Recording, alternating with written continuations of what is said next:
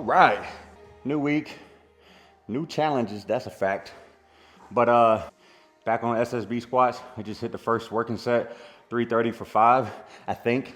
It was a lot heavier than I was hoping to be, but of course, nutrition and everything is not how, it's not in order like it should be, but I originally planned to push this workout to later for that reason, but as the sun started creeping up, I was just like, it's now or never, you know. If I got to grind a little bit, that's fine. I just know that after today, I'll need to prioritize recovery from this session. But yeah, probably do at least one more set because like I said, I'm probably just going to push these for another week before we transition to like a box or something, or at least a bench. But if I were going longer than 3 weeks with this variation, I would have done a little less weight. I also would have eaten like I should have, hydrated. Excuses after excuses after excuse, but we make it do what it do, baby. So we'll rest, do another set, see how we're feeling, and then that'll just kind of dictate the course of the rest of the workout. Upon further examination, it wasn't terrible, but I had too much hip flexion. I need a little bit more knee flexion, so I want a more upright torso. Last week they were a lot better in that regard, but obviously it's heavier, and you know I already listed all those excuses. So we're gonna do a second set, and we're gonna make sure that this second set is up to my standards. And just be confident in it, you know what I'm saying? So we already know we can do it. We've done one, and then it's just a matter of making sure that all the positions feel strong and stable. So yeah, no excuses. We just got to get it done.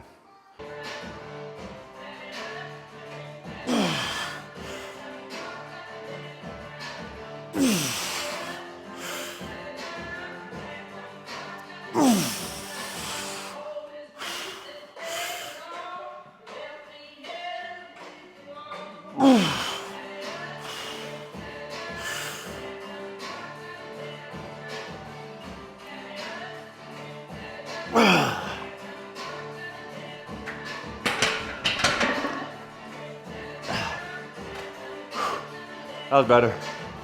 I'm gonna do another set simply because I wanna get better.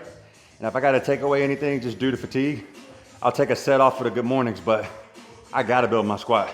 These SSB squats are gonna have a lot more carryover to the deadlift in my opinion than the good mornings. So I wanna push this, push my body, and then back off later in the session where I have to.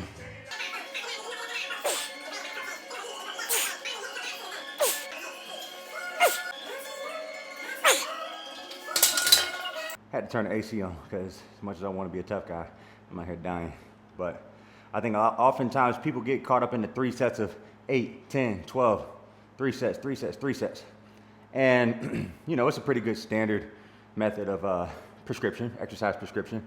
But when you're pushing the intensity and you're starting to push the line a little bit, don't be afraid to do 2 sets, right? If you see fewer sets, just look at that as an opportunity to really push that much harder. Like I mentioned, instead of just doing 2 sets of the safety squat bar, I decided to do a third because I wanted to push myself.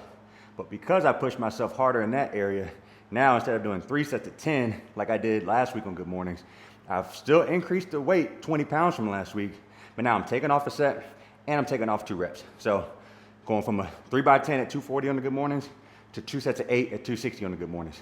That's still progress, and you can get all scientific and very meticulous as you want, but you have to listen to your body at the end of the day. So that's why sometimes I like using a good mixture of percentage-based exercise prescription as well as RPE, because the variables are gonna happen, the variables are gonna come up, life's gonna happen, and you gotta just know how to auto-regulate and listen to your body. So, and then if you have a coach, that's just where proper and you know, above average communication comes into play so that you can communicate and explain, this is how I'm feeling, can we do X, Y, Z, yada, yada, yada. So that's how I do for my clients is I use a percentage at times when I don't want them thinking, and then on sometimes the accessories, I'll give them an RPE because I want them to push.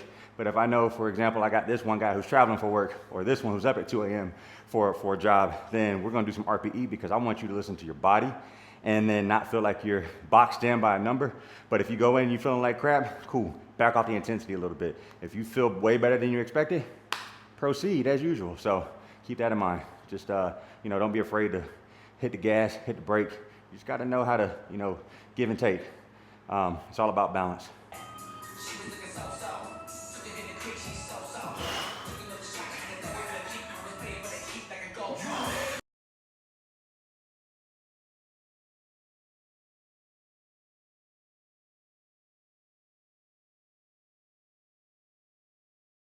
Last set of leg curls. It's hot.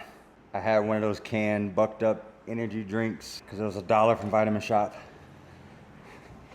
Now I feel like I'm gonna throw up, but we press on.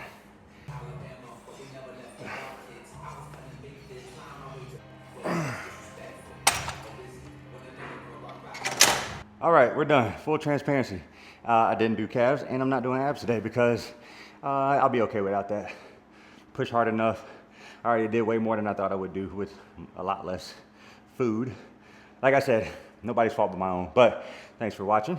I don't know why I said that because this is all gonna be one video, but week 2, day 1 complete. I will see you guys tomorrow for day 2. An easier day, but not really. Peace.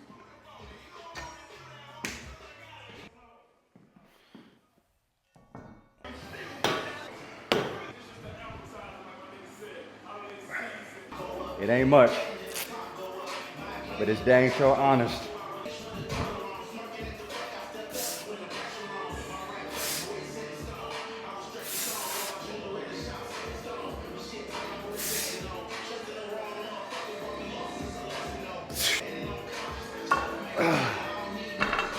Welcome to day 2. As you can see, we just completed 3x5 strict press. We got 145 on the bar today, so very minimal increments. The biggest difference between today and last week is I had an axle delivered last Wednesday. This is Tuesday, so I realized instead of doing barbell clean, barbell strict press from the rack, that I was going to do axle clean and strict press. Now, typically my press feels much better from the clean. However, whole bunch of new variables thrown in at one time. The clean, the axle, the second week on strict press, which is my worst lift of all time. It took forever to get this thing feeling right. So tapped in, locked in. First set was super shaky. Second set solid. Third set, the one you just saw, it's kind of right where we wanted it to be. So, you know, it's good to have those off moments to kind of see where you can improve. For me, the biggest thing is sleep, hydration, and eating more carbs. And then just, you know, practicing the movement and a kinesthetic awareness of just where my body is in space while I'm doing these standing strict presses. But yeah, that's a wrap. Now we're gonna move on to close grip bench press.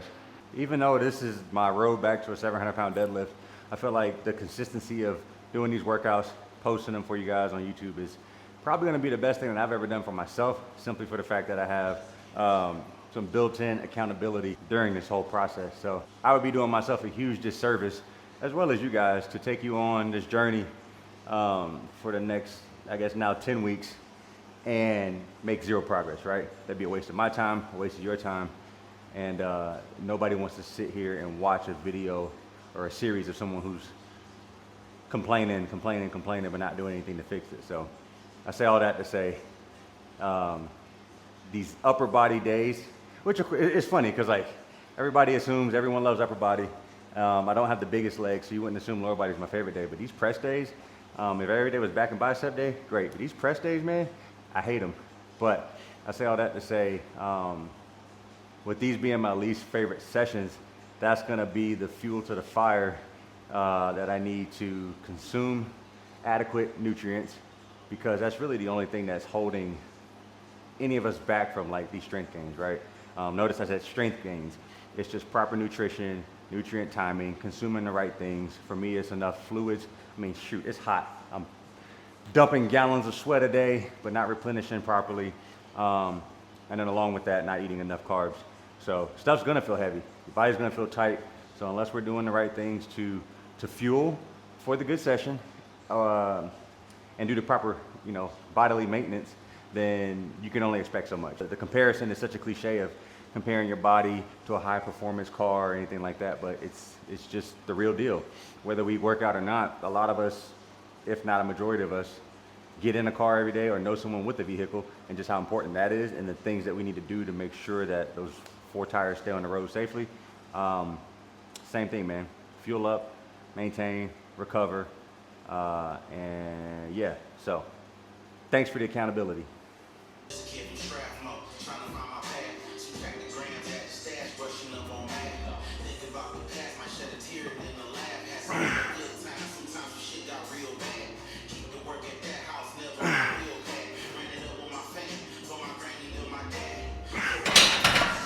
one little thing that I switched up from last week is instead of doing pull downs first for my warm up, which probably contributes to why overhead press felt so bad, I'm doing them now so that I can go heavier.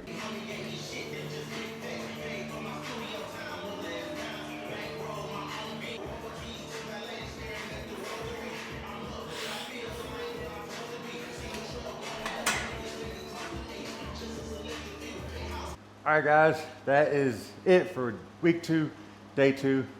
I'm trying to be modest and keep my shirt on, but it's 100 million degrees, so forgive me. We'll do day 3 coming up soon, which of course is another press day, but like I mentioned in this video earlier, thank you for the accountability because I'm gonna get my ish together, and that's gonna be a much better Thursday than this past week, so appreciate it.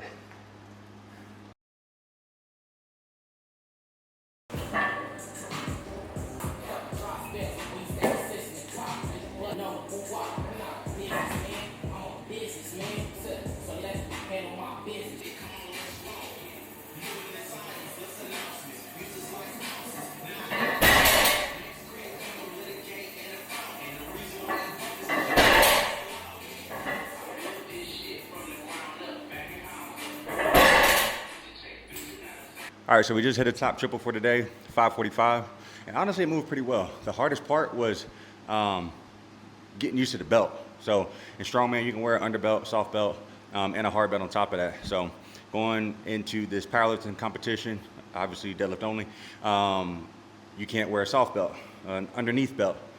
So getting used to the one hard belt and just finding the right position to where I can still feel like I can move and you know, move well, get to the bar, brace, and still pull without thinking about, oh dang, this is crushing my ribs or my whatever, my structure. That was the hardest part. Last week I pulled 525 for a triple beltless, and that moved well. But this felt easy. My mind was just elsewhere. Elsewhere being, damn, this belt is really uncomfortable. So I really gotta make sure that that feels good. And I was gonna do some more beltless pulls and just kind of wait till I was closer to the competition to throw it back on, but that would be silly of me because I need to spend the next, I don't even know what day this is. This is Friday. The next 9 weeks, 10 weeks, getting used to this belt, finding the right position, so that way when I step on the platform, everything feels good. I don't want to be training comfortably and then get to the platform and then it's just a whole new different lift. So what I'm going to do now is take 70 pounds off. Obviously, I have to load this bar this way because that's all I have as far as weights go. Some people may think, oh, he's putting the bumpers in the middle or toward the end to get more whip. No, my metal plates are a larger diameter, so if I put them on the end, they touch first and they clank a lot louder. So unfortunately, my wife is still sleeping today, unlike last week. So hopefully she doesn't come out here and yell at me. But I had to make sure that I took all the necessary precautions to be as quiet as possible, even though I'm dropping almost 600 pounds for 3 reps this morning. But whatever, we're gonna take 70 off, take it down to 475, 2 sets of 5. I'm putting my straps on for this. Because I want to save my hands and I do what I want to do. So let's get it.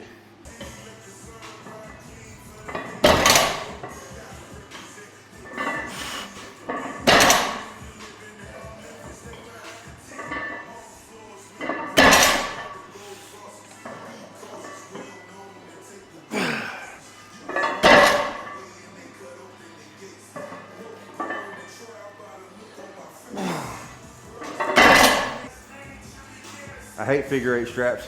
I haven't worn these in so long, but the reps help you get the position down. What I was doing on my top set was staying a little too hunched over and I had my head down too much. These sets of 5 allow me to refine my position and remember where the heck I'm supposed to be during all this silliness. I have some encouragement. My wife is here. I just said she wasn't awake. She's up. Let's go. Tap my shoe.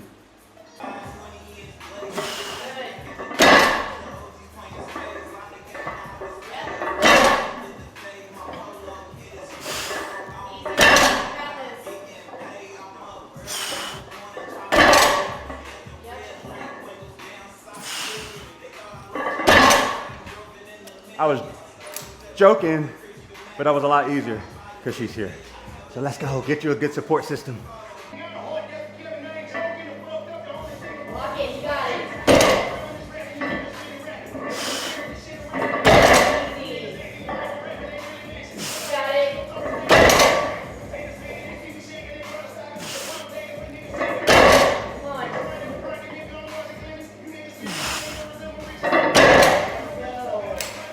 good.